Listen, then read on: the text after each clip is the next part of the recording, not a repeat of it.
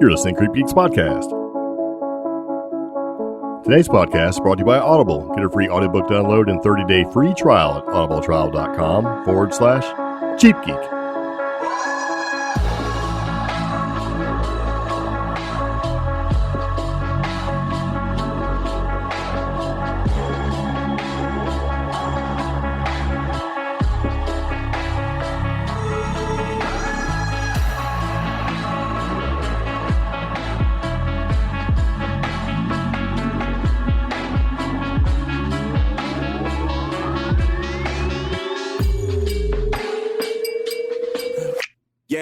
So it begins again. Welcome back to CreepGeeks Podcast. This is episode number 143.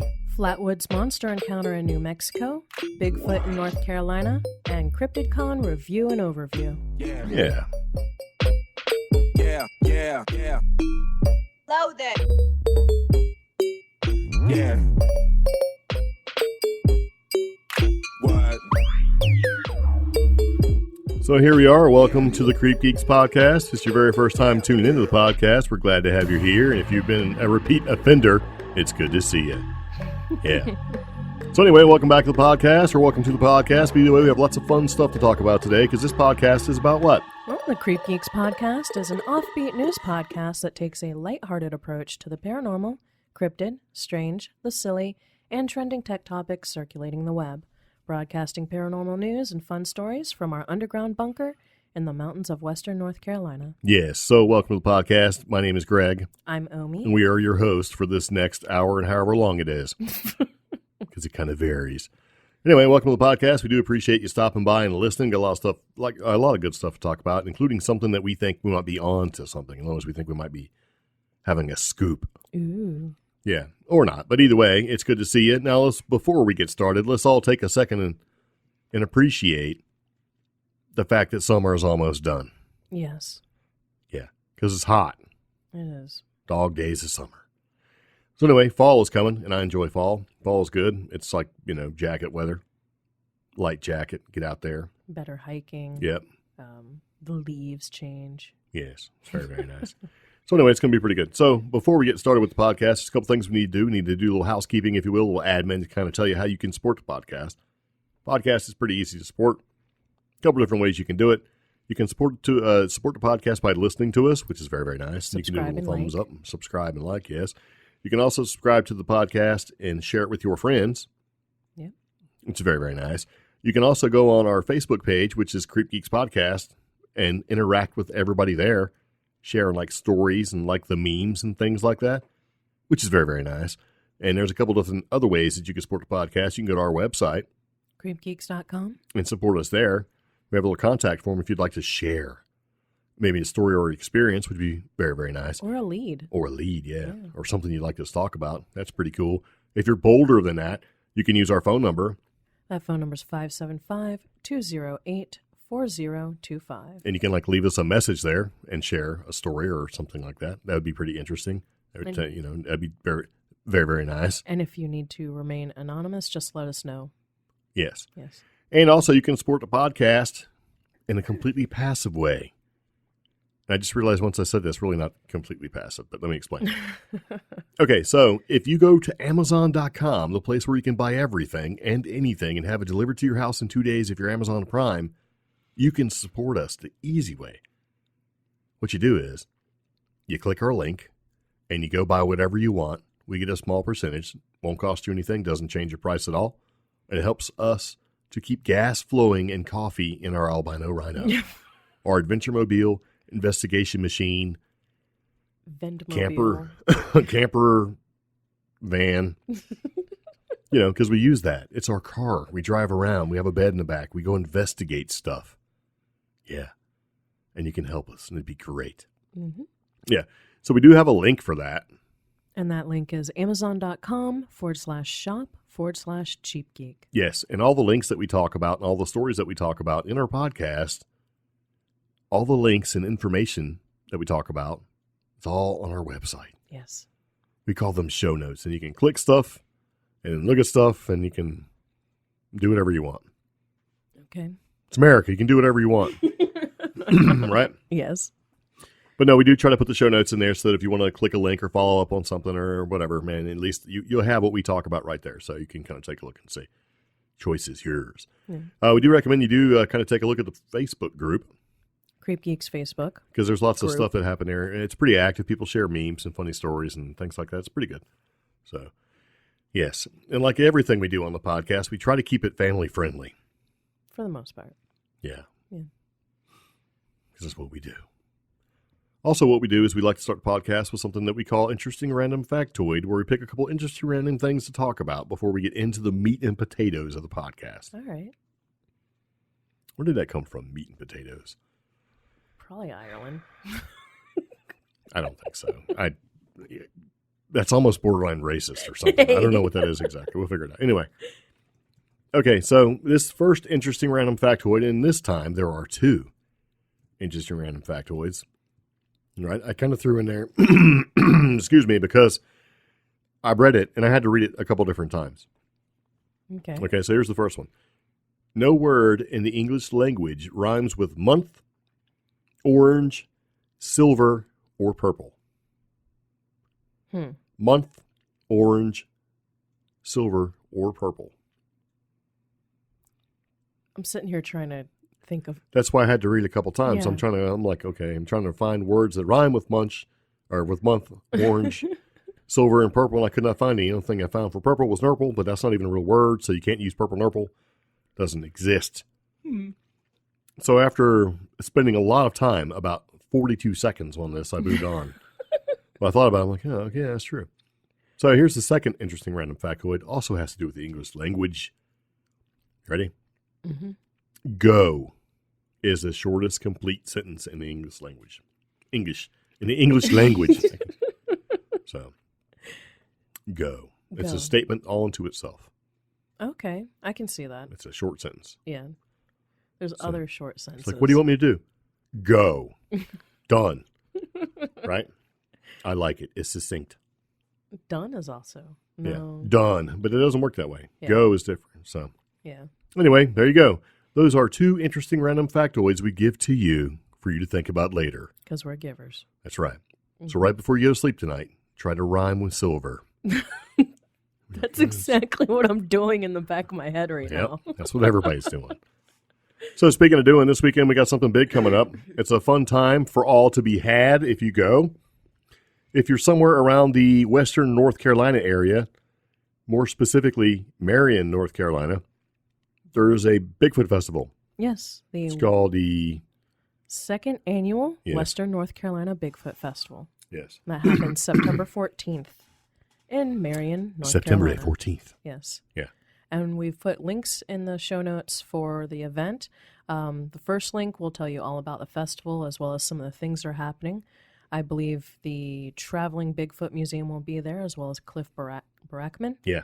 And there's two Bigfoot movies that are playing at the local movie theater. Yes. This has been an unprecedented event. The previous one, I guess last year's event, had thousands and thousands of people. Yeah. Some people say 75,000 people. No, last year was about 30, according to the reports. Yeah. So anyway, it was pretty big. It's going to be more. And bunch of vendors. Yeah. Over 150. Yeah, 170 was the last count. Yeah. So it's going to be a pretty big time. So you should go check it out. The cost is free, as far as I know. You can go. You don't have to pay to get in. If it's a special talk or something like that, there may be a cost involved with that. Yeah. But other than that, you can show up. Yeah. Oh, and from what I understand, if you can't find parking or whatever, they have designated areas, and I think there's supposed to be a shuttle. It's like they went all out. Yeah. To make sure that you can have a good time. They have a race in the morning, too. So yeah, it's a 5K race. Yeah. That's right. So I think there's 400 people sign up to run at this thing. That's crazy. Yeah. So I believe it is from 10 to 4 on that Saturday, so you should go. So if you're anywhere in the western North Carolina area, actually if you're from Hickory all the way to Asheville and beyond, it might be worth kind of driving on down. If you're going to show, I would show up early. Oh, the race starts at 8. So the race starts at 8. Yeah. That's just torturous right Which there. Which is probably, yeah. It's probably good. Get it up, get it out of the way. It's still, I mean, it really, while it's still cool. Yeah. Because even though summer is ending, It is hot. It's still hot as fire. Yeah. It's a hot, sweaty fire. And a hot, sweaty dumpster fire. Oh, stop. Now, just in time for the WNC Bigfoot Festival, the mayor of Marion, North Carolina, has proclaimed Bigfoot the official animal of Marion, North Carolina. Neat. And we've put a link to the mayor's official proclamation in the show notes, and it goes into the history of Bigfoot as well as the festival here in North Carolina. Very nice. Yeah, now, this may sound a little familiar from us, but that's because Whitehall, New York, and one other town in the United States also claim Bigfoot as their official animal as well. But how could that be? Could it be because Bigfoot has been sighted in 49 different states? Yes, that's true.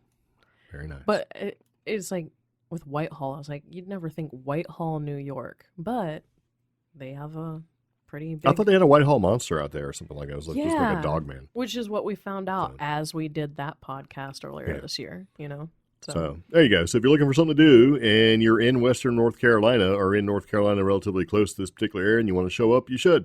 We'll be there. Yes. Because we decided, hey, let's go stand in the heat under a little tarp thingy and talk about our podcast to people that may or may not care about it. Or may not even know what a podcast is. Yeah. And while we're there, let's bring swag to give away and some small items to possibly vend at this event. Yes. So if you happen to be there and you see us in our little podcast booth looking all sweaty, come say hello. Yes.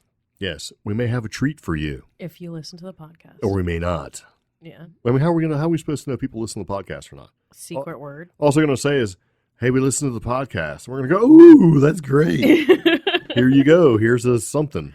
Maybe we give them a secret word or something. Okay. You know what? I'm not doing that. Okay. Because then, you know what's going to happen? We're going to have to get up early. We typically stay up late anyway. Yeah. We're going to have to get up about the time that we go to bed to go to this thing and get all set up and everything. And I'm going to forget what that stupid word is. You could say anything you want. I'm like, that sounds good. Here you go. So the secret word is Monongahela. What? That's right. Remember that, suckers. But no, you should come by and see us. Say hello. We are. If you have anything you'd like to share, like a story or whatever, hey, you should share with us. We'll be right there. Yep. We're going to have a little recording device set up. Maybe a little microphone on a stick, like a recorder, and you can record your story if you want. Or I'll forget it at home, and we won't have that. You never know. I'm just saying, sometimes these things are a crapshoot.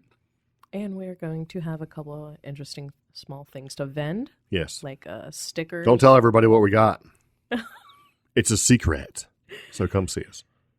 So anyway, okay. We're going to have good stuff. Yes, we always have good stuff. No, it'll be good. It should be a fun time. So you should come down again. If you see us, say hello. And, hey, why not, right? Support the people that are standing out there sweating. Yeah.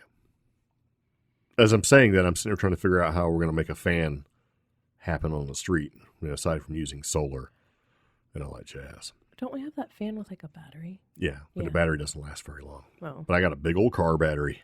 Just drop a car battery in the middle of the Heck yeah. See, because not only are we Creep Geeks, where we talk about weird, paranormal, and interesting type news, we also are part-time paranormal investigators and cryptid investigators, and we have an alter ego? Yes. Called Cheap Geek, where I do stuff cheap. And so I do have a car battery / battery pack that will power that fan for about 150 hours. So, and the cool thing is the battery only weighs like 85 pounds. So yeah, it's portable. As we take it from your car, the Omi Adventure Mobile. That's not what it is at all. It's a Trailblazer, and we're calling it the Omi Adventure Blazer No, we're Mobile. not. Yes, it is. It is the investigatory adventure trailer. What do we want to call it? Trailblazer Adventure Mobile. We're just calling it the Trailblazer. Yes. Adventure Mobile. Hashtag, if you want to do that. But no, anyway, you should come down and see what's going on. Enjoy the festivities. Come by and say hello. We'll be there. There's supposed to be lots of good stuff to eat. Hopefully they got funnel cakes. They're supposed to have a bunch of food trucks. Bunch of food. Like maybe they'll have a hot dog on a stick. That'd be great. That would have been the good secret word. Yeah. What, hot dog on a stick? Yes. You mean corn dog? It's like the secret word is hot dog on a stick. And they're like, well, here, and if you walk up and say corn dog, say, that's not it, man. Try it again. So What was it again? No, Monongahela. Yeah. So if you know what Monongahela is and can spell it correctly, leave us a comment. So, yeah. And I do want to mention the Creep Geeks podcast. We're going to be there. Bigfoot's not the only cryptid we'll have at our booth. Yeah. So, anyway, you're listening to the Creep Geeks Podcast. We're going to take a second and play some wonderful news and stuff like that. And we'll be right back, all right? So don't go anywhere, because when we come back, we're going to talk about these hunters that went to a place in Santa Fe County, right, and had an experience, and we think that experience is related to a previous earlier experience, and we'd like to talk about it in great and agonizing detail. So you're listening to Creep Geeks Podcast, and we'll be right back. A podcast about curses, hexes, and maledictions. Cursed examines some of the most bizarre and mysterious events that have been documented throughout history. Whether it's regarding tales of voodoo, black magic, or simply a series of unfortunate events, I'll be telling you all kinds of strange tales. 3 episodes are readily available on Apple Podcasts, Google Podcasts, Spotify, Anchor, and other popular apps. These episodes cover tales and stories from Manchac Swamp, the alleged curse of Ötzi the Iceman, and a story involving the Australian international soccer team and a scorned witch doctor. You can find out more about the show by visiting curse.com. That's C-V like voodoo, RSED.com. You can also follow the show on Twitter, Facebook, and Instagram at Cursed Podcast. Again, that's C-V like voodoo, RSED Podcast. Hope to see you around. Thanks for listening. Hey Creep Geeks fans, this is Toby Harford of Afterlife Paranormal. Join us October 5th for Carolina Paracon at the beautiful Saluda Shoals Park in Columbia, South Carolina. We have ghost hunting teams, cryptozoologists, and alien contactees, including Katie Stafford from Travel Channel's Ghosts of Morgan City, Psychic Lucky Belcamino, the Bigfoot Guys, alien contactee Eric Mitchell, demonologist James Anito, the Creep Geeks Podcast, and many more. We'll have 25 plus vendors, lectures on all paranormal topics, a psychic gallery reading, and a paranormal panel. Tickets are on sale now, and if you purchase before September 1st, you will be entered to win a ghost hunting kit and Carolina Paracon t-shirt. Find us on Facebook at Carolina Paracon. We hope to see you there.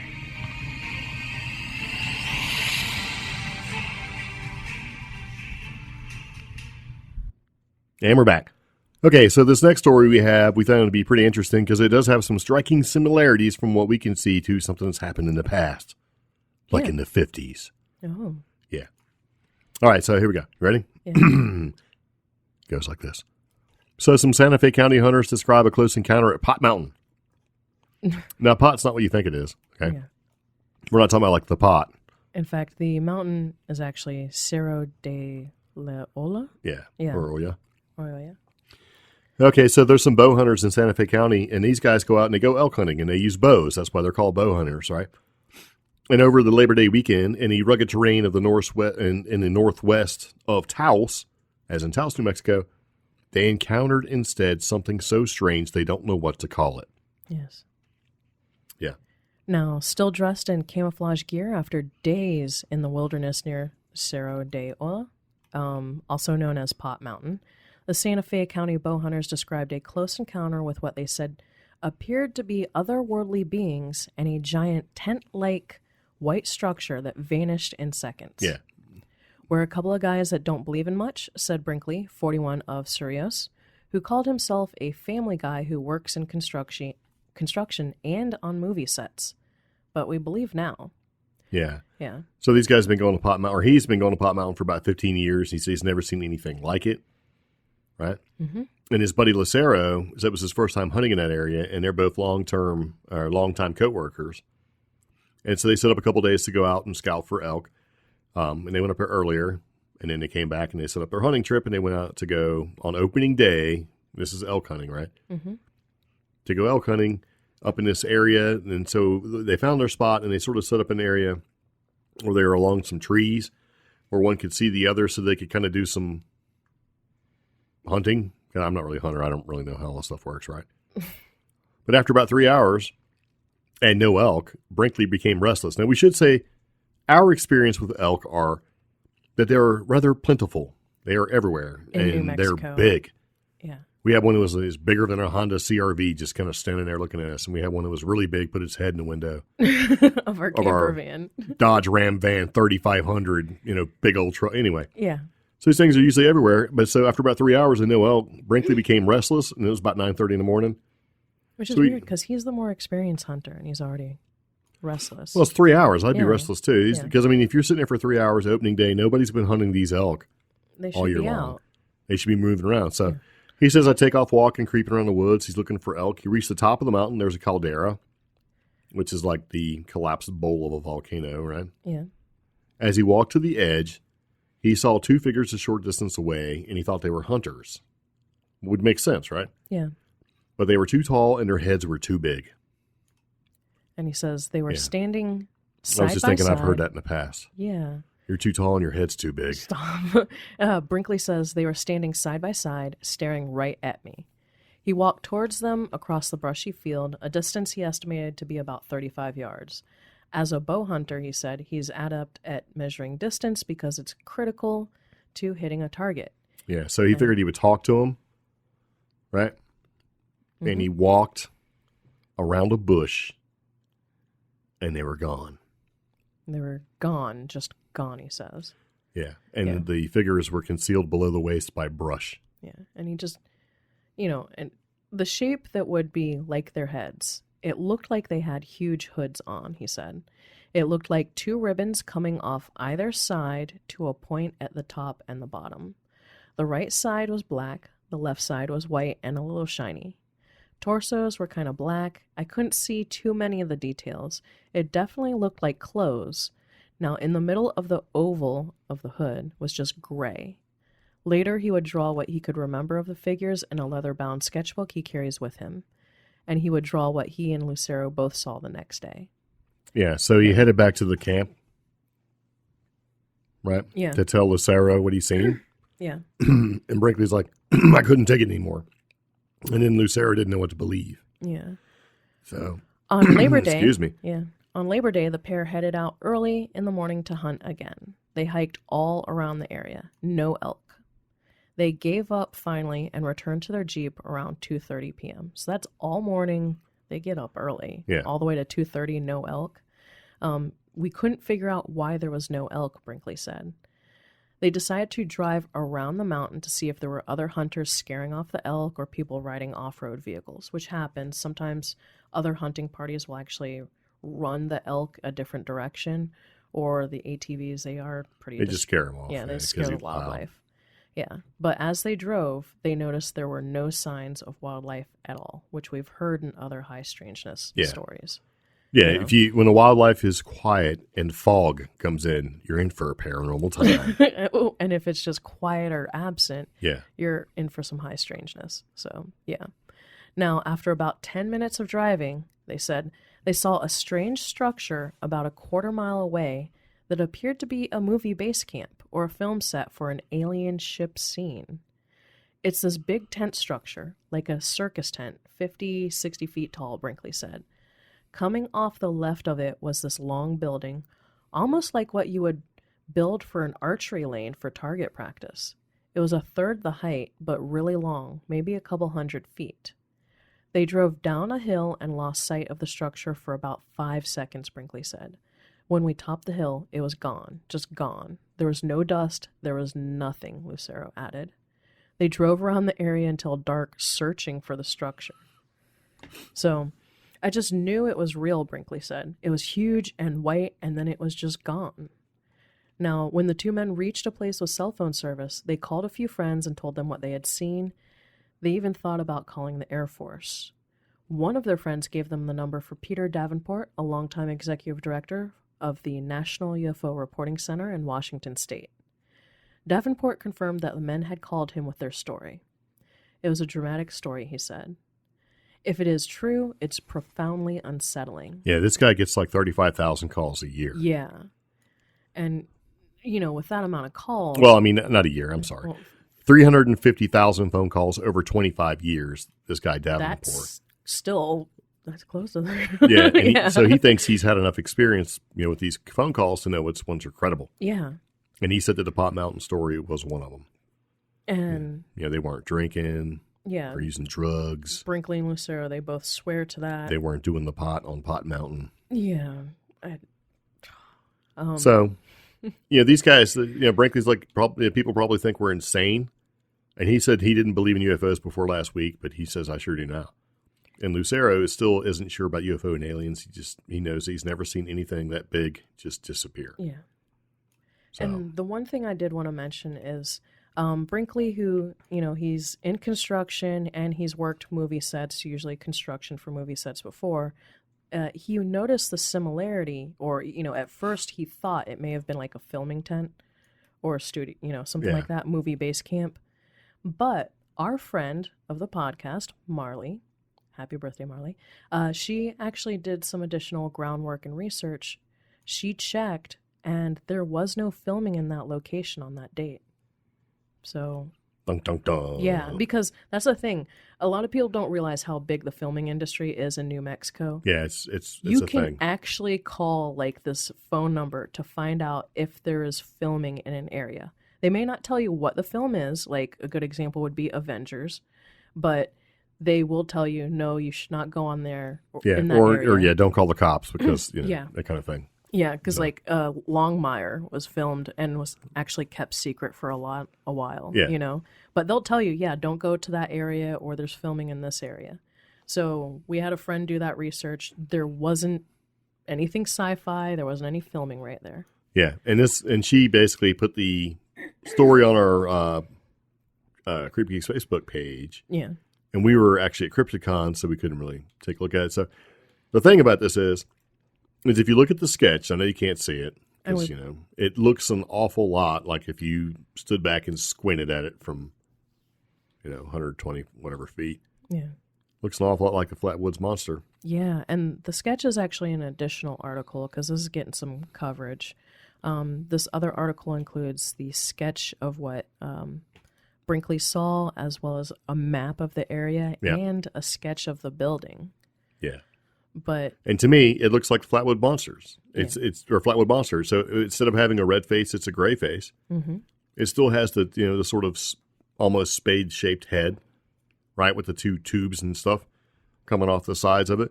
Because when I looked at the Flatwoods monster, I never looked at it as being just like some robot thing floating around, Or an alien. Yeah, or an alien. To me, it looked like, or it had the feeling that, whatever is in there is inside this self-contained environmental suit, kind of floating around doing its thing, and especially the way it sort of flew. It had like a little light under, like it was, it had like some kind of propulsion system underneath it, and one of the byproduct was like some stink. Yeah. Nasty smelling stuff, and make people nauseous. Probably drive wildlife away. Yeah. Little spindly arms, that kind of thing. And so I always thought of it as being almost like a diving bell, except you can, kind of float along with it. Or if you're a fan of Doctor Who, kind of like a Dalek. At the bottom. Yeah, kind of floating around. Yeah. And so when I read that, I'm like, man, this thing reminds me of the Flatwoods monster. It has the same sort of description, kind of a weird, the head is really what does it for me. And then I thought about it. If you had a building like this or some kind of structure like this, and you're in these environmental suits, it's obvious that the environment's not good for you. Yeah. The atmosphere, whatever it winds up being. So if you had a huge building, you would want some area for decontamination. So why not have a long tunnel where you could go through it, and by the time you go from one end to the other, you're decontaminated. You're not bringing any environmental remnants back into your atmosphere, your environment, your safe environment. And the Southwest is full of dust and the plague. So, I mean. Yeah. Hantavirus, all that sort of thing. Yeah. So if these two things are Flatwood-style monsters and they need to go back and get to safety or whatever and use your decontamination tube, if you will. So what? And it's okay. So if you've got that, and if you look at the Flatwood monster being around since the 50s, or it occurred in the 50s, what if that's them? And what if the building didn't actually just disappear? It just sort of became camouflaged. You mean like, and you brought this up earlier, like Star Trek? Yeah, and I can't think of the Star Trek movie because I just can't. But they're on a primitive planet, and there's an observatory. They're observing the primitive people, right? Yeah. And they have suits that they can wear, and you can't see. They're like mirrored suits or something like that. And then Data has a problem, and his just head pops out, and people are freaking out, right? Yeah. And then the entire thing goes down, and everybody can see this huge observatory on a hill overlooking the village, right? What if it's like that? What if these things have been here since the 50s, right? Yeah. Because there's some correlation. Can't really go and say exactly when, but I think it was like from 52 to 54, there were sightings, UFO sightings, right? Mm-hmm. Fly over Washington, basically over the Capitol. And what if these things are it? Because we're going to talk about Flatwoods Monster in great and agonizing detail at a later date, where we go more into detail and kind of lay the story out there. But what if these are related to that? What if these things, whatever they are, right, showed up? Maybe they were there to meet the government. Maybe they didn't go so well, because I kind of thought about that. You have these UFOs that fly over the Capitol, man. It's like, what if they were invited, but got the directions wrong or the instructions? So, the government's like, hey, don't fly over the Capitol, man. We want you to kind of fly out towards the desert where nobody can see you. And they got it all wrong. We're like, oh, you want us to fly over the Capitol on our way out to the desert so everybody can see us, right? All right, so what if something like that occurred? I mean, who knows, right? Yeah. And these things have been there for a long time. They've been observing us or whatever, or they're living here on this planet, if that's even a possibility, because for whatever reason they can't live on their other planet, whatever. Yeah. And they're just staying hidden. Because that entire area in New Mexico is kind of creepy, man. There's lots of things. I mean, you're about 2 hours and 40 minutes away from Dulce. Oh. And then there is Tres Piedras. Yeah. Which is I think it's been featured in Missing 411 at least twice. Whoa. And as of today, there's at least 2 missing persons and an Amber Alert right now because people disappear in Tres Piedras, Piedras, however you say that. Yes, and then we've been gone long enough from Mexico to not know how to pronounce things. I know, right? I'm so couldn't pronounce them right while now. we were there, but anyway. But this particular pop mountain is in the middle of a triangle of weird places: Tres Piedras, Uti Mountain, and then Cuesta. Cuesta, New Mexico is also... Is it Cuesta or Cuamado? No, Cuamato's down south. Okay. Cuesta is just this very weird place. We actually drove through there and we got creeped out. Like, we wouldn't even buy stuff from the convenience store. Well, we were looking for a place to camp, and there was lightning striking everywhere, and it was just not a good scene. Yeah, and then, but Ute Mountain has traditional folklore relating to aliens visiting, as well as unusual storms that bring about stuff in the native mythology. Yeah. So that triangle of weirdness right there, and this pop mountain is dead center in the middle of it. And then you couple it with Dulce and Taos, which we all know is a weird place. Yeah. So, and you get the Taos hum. Yeah, which disappeared. And you know what I think it is, and what I've always thought it was, is that, building the underground tunnels, like we're supposed to have a underground rail system, basically connects coast to coast, and, it's like magnetic and all sorts of crazy stuff. Yeah. And I think personally what that is the resonant hum comes off of this huge boring machine, nuclear-powered boring machine that rotates, as it chews through the earth and eventually creates a hum. That's kind of what I think it is because, we've talked to people whose family members have helped build this secret tunnel system. It's like a secret, but it's not really a secret. When you say, I think Dulce is connected to Colorado, or Dulce is connected to Sandia Labs, or Dulce is connected to, pick a military base out there, right there, Kirkland.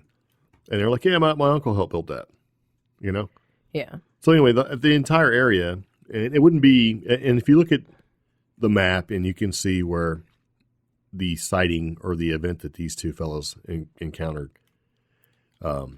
if you drive around the mountain, it's like 2 hours and 36 minutes, right? Yeah. If you're going from one place to the other, like straight as the crow flies, it's not that far. No.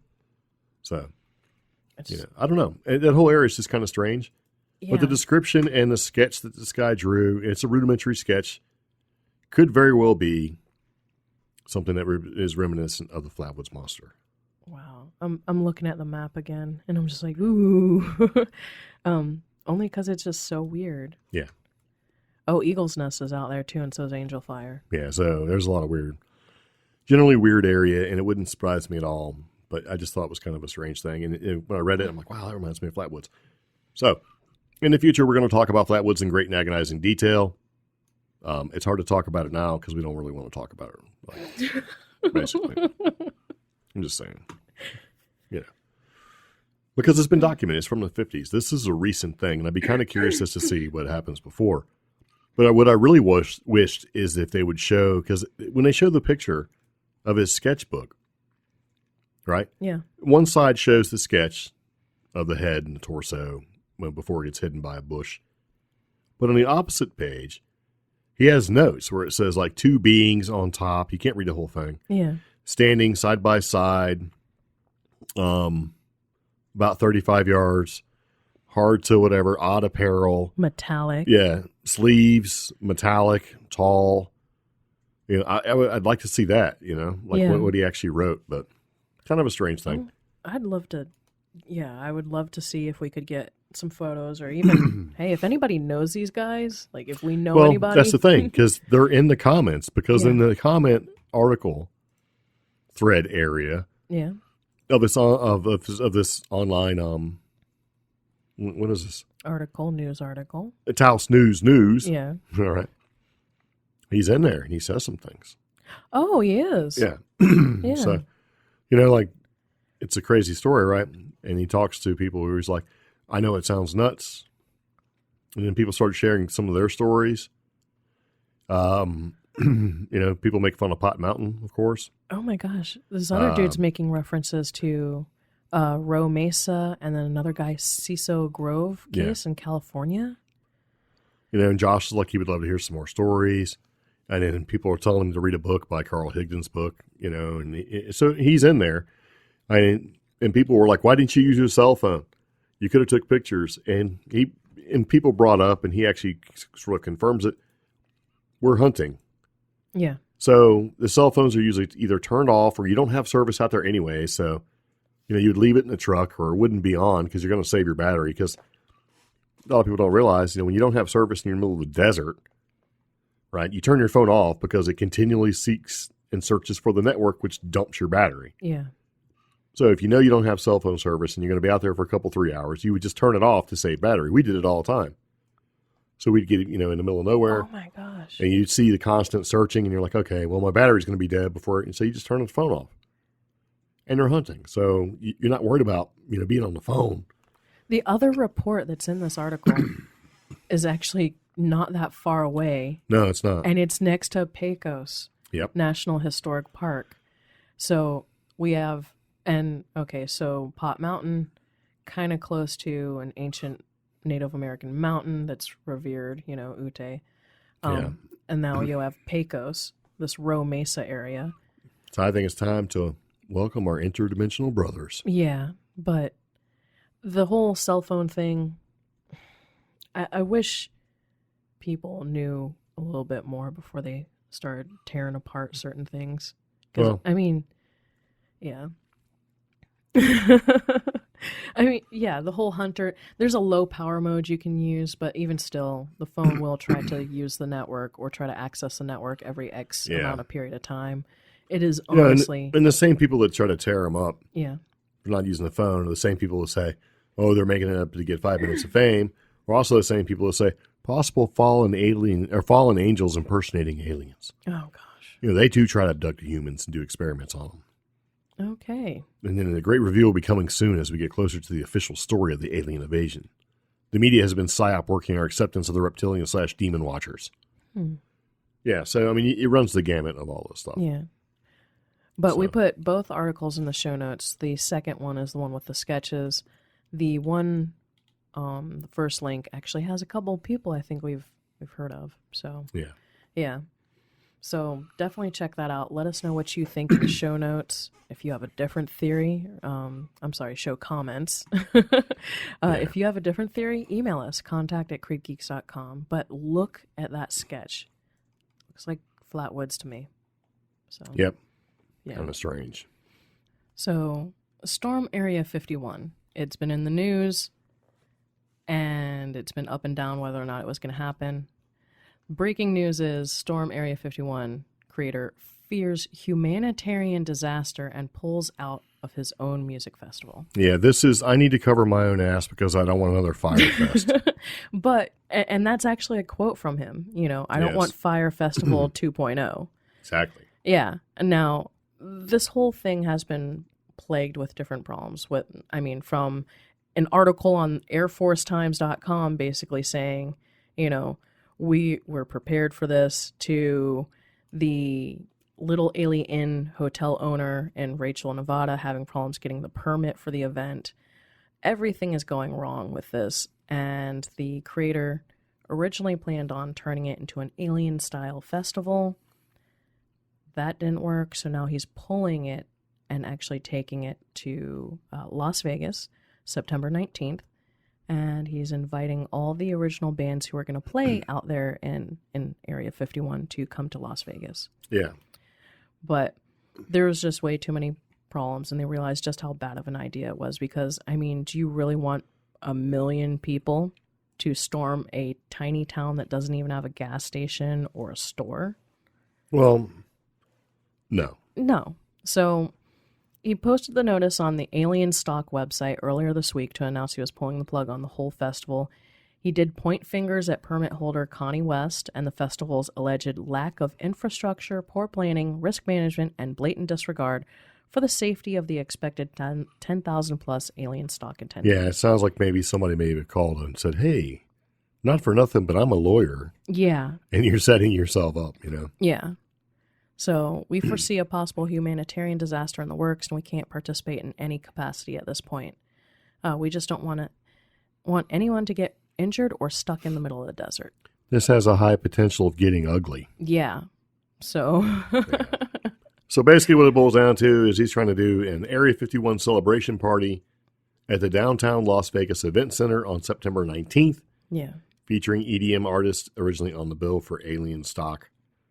So he's moved it, trying to do it right.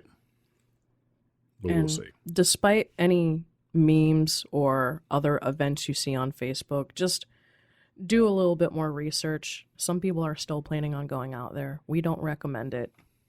Do your research. Stay safe. If you need a reason not to go out there, it's going to be very hot. How about that? Yeah. So I thought that was pretty interesting. So we actually went to CryptidCon. Yes, it was in Kentucky. Kentucky. Lexington, Kentucky. Yeah, so we went to CryptidCon in Lexington, Kentucky. Yeah. And we brought our dog. Yes.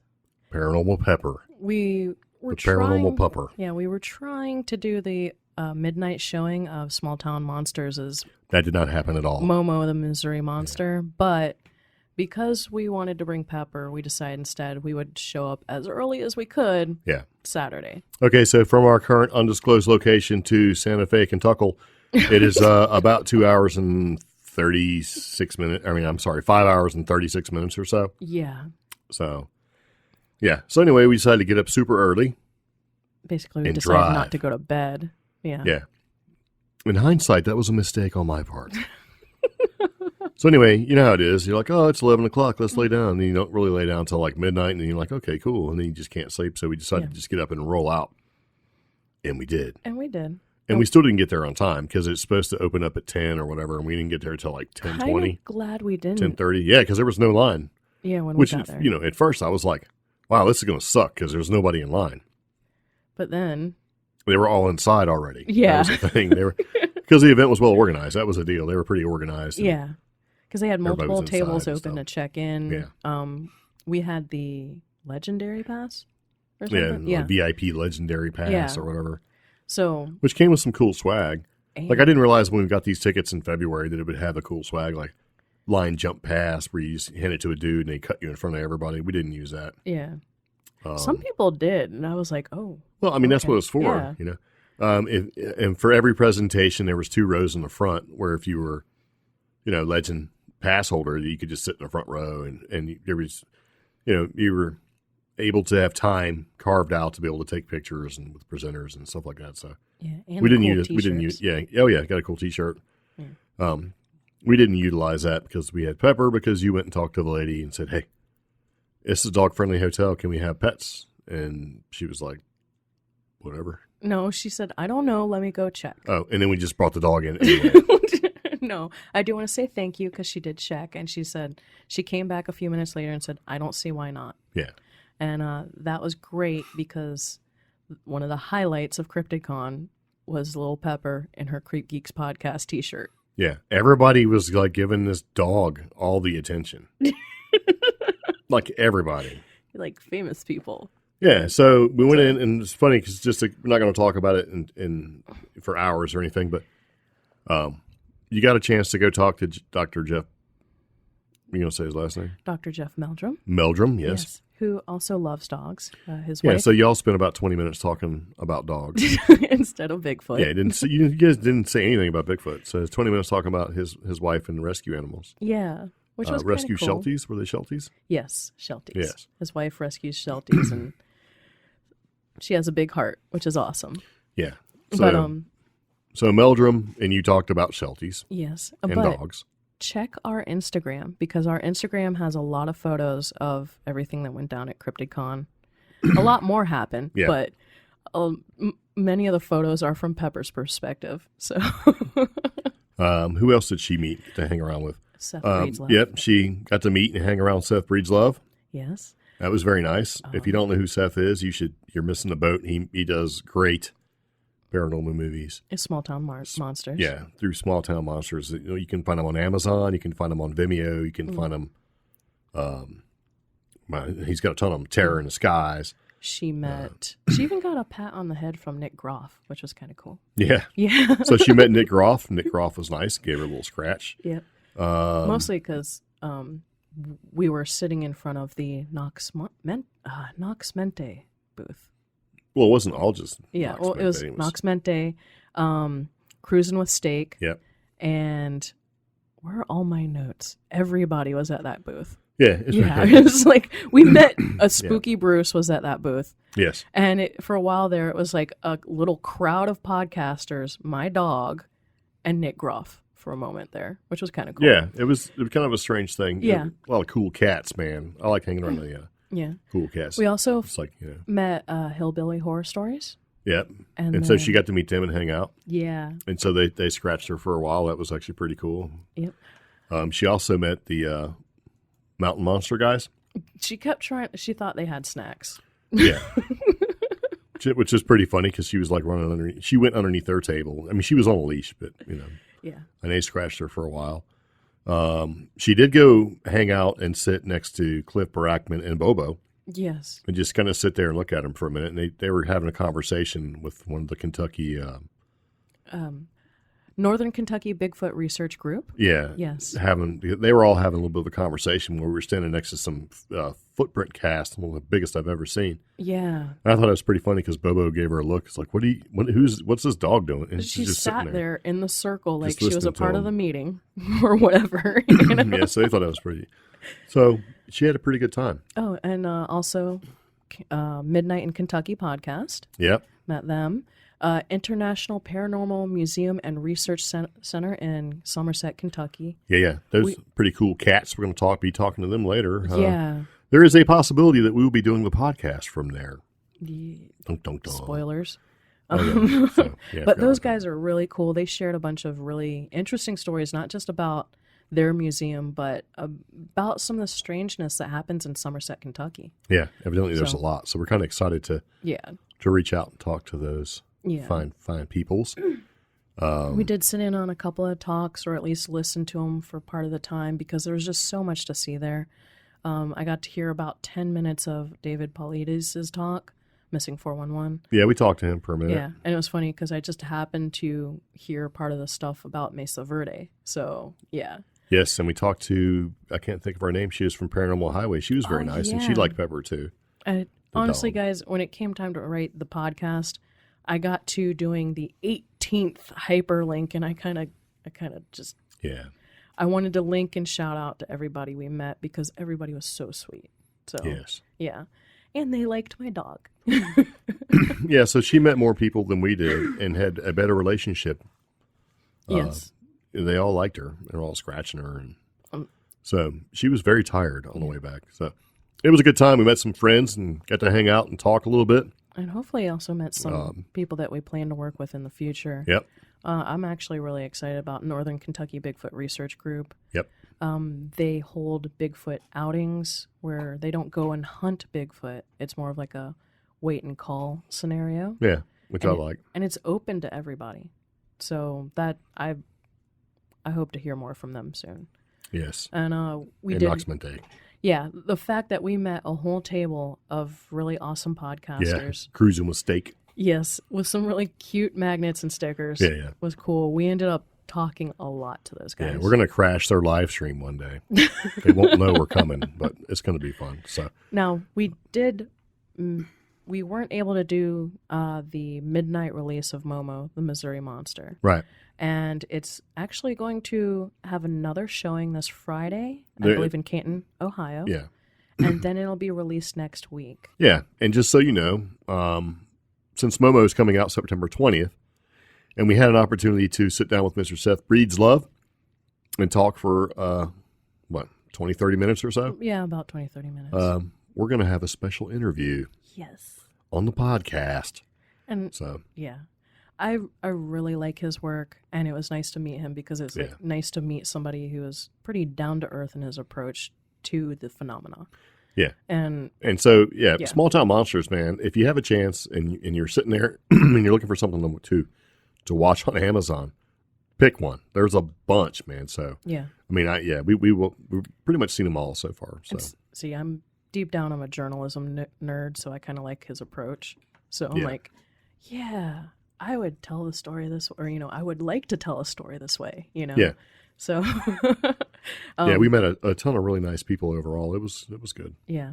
It was definitely worth going. And he signed a poster for Pepper. Yeah. That is true. Yes, indeed. So Pepper made some friends. We made some friends. We have some people we want to talk and get a hold of and have them on the podcast because they seem like just generally everybody there was really cool. And see, that was the thing. Everybody was really cool, really nice, approachable too. Yes. And we kind of walked into CryptidCon not knowing what to expect. We've only been going to conventions for about a year now, well, less than a year now. Yeah. And we honestly don't know what we're walking into sometimes. This was a very nice, warm, welcoming environment. Yeah. And it felt more comfortable to listen to and exchange ideas with people. And that's why we're already trying to plan attending, the next and it was fun one. trading swag. Yeah. One podcast trading swag with another. It's like, hey, man, you want a sticker? Yeah. And it was a good time. Yeah. So we definitely plan on coming back and going back to CryptidCon. And we're looking forward to other, conventions for the remainder of the year. So, we'll be going to Marion for the Western North Carolina Bigfoot Festival. Mm-hmm. And we got Outer Realm Festival. Wow. Which is shortly thereafter. We have a bunch of them. So, what do we got here? Well, we have Outer Realm Festival, and that's going to be September 21st. So, yes. If you're upset that you can't storm Area 51, why don't you go down to the Outer Realm Festival in Tennessee? It's safer, and it's going to be a lot more fun. Yes. So, honestly, you'll be able to meet the podcast, and I believe they have a ton of vendors at this one as well. They're going to have presenters and talks, and it's going to be a fun thing. It's hosted by East Valley Paranormal Society. That's going to be Riverfront Park, Harriman. Yes. Tennessee. And don't forget, coming up in October, we do have Carolina Paracon. Yeah, Carolina Paracon is coming up. Yes, it is. We have so much stuff coming up soon. It's going to be fun. I know, but it's a lot of events. I'm excited though. So yes. If you guys have any other events going on the rest of this year, shoot us an email or even drop us a link on Facebook. Because as excited and nervous as I am for the next few weeks, I still want to go to more of these events. Yep. You can drop us a link at contact@creepgeeks.com, or like I said, on any of our social media fronts. If you need to send us a message or feedback, use that email address. Check our social media links in the show notes for this podcast episode, and be sure to like our Facebook page or join our Facebook group, CreepGeeks Facebook. Yes. Anything else that I'm missing? Nope, that's about it. Make sure you tune in next time, because we have a nice interview with Mr. Seth Breedslove. Yes. And other stuff to talk about. And So. we'll possibly talk about his latest movie. Dunk, dunk, dunk. So, very nice. Anyway, you've been listening to the Creep Geeks podcast. Thank you very much for hanging around and tuning in. And we hope to see you next time. So, anyway, see you later. Take it easy. Bye-bye. Bye.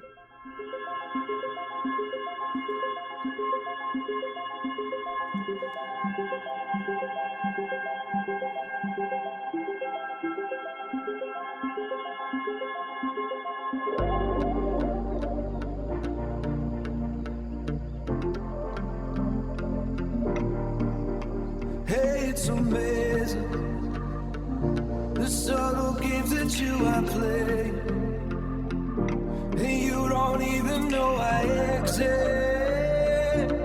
You have got me on your hit list,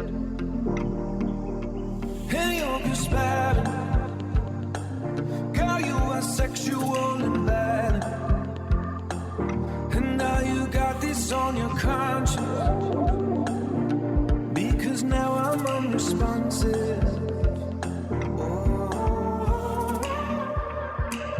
I call your mother, tell her you love her. That's my bad boy. Run through the fire, I'll walk the wire.